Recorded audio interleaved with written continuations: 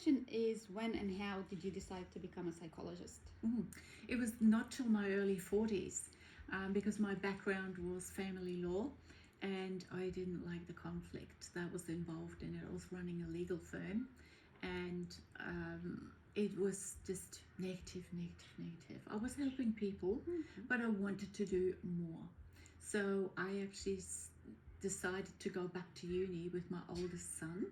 When he finished school, I said to him, I'm coming with you. We're doing uni together. And because he was at the age he was, he was, oh, really? Do you have to, Mum? Yes. But we did 2 different degrees anyway. But it was lovely to catch up with my son for coffee at uni and so on. So he did organisational psychology and I did just psychology. And it took me 7 years to do it because I was still working in law and raising the children because I have a younger daughter. So I was studying, have a big household, and my study time was 3 a.m. So every morning I would get up at 3 and I would study because the house was quiet, my brain was fresh, but I'd be in bed by 8 o'clock. So, I'd fit in a good 3 hours of study. And that's when I did my degree, and then my day started. Then I was working and raising the children.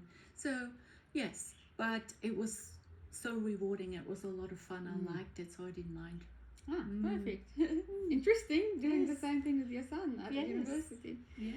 Okay, now, what key things in your life do you think led you to your decision, like changing of career or choosing psychology? Yes, it was the conflict that I didn't want to have in law, and also I thought as I get older I need to have a job where I don't need to stand up or run around or I can sit and talk. So I figured I can do this job for a long time provided I still have my marbles, so I can, even in my maybe 70s I can do this depending on what the criteria is back then. But yes, so I thought nice office and nice environment and nice people, and I also thought there was an added benefit that I was older, that the older population would probably be more trusting towards me than someone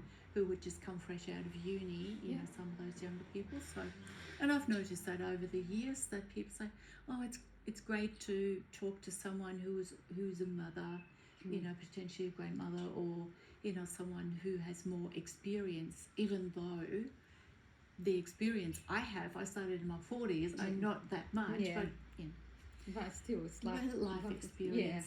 Yes, that's good. Yes. Okay, what makes you a good fit for this profession or for your work, for what you do?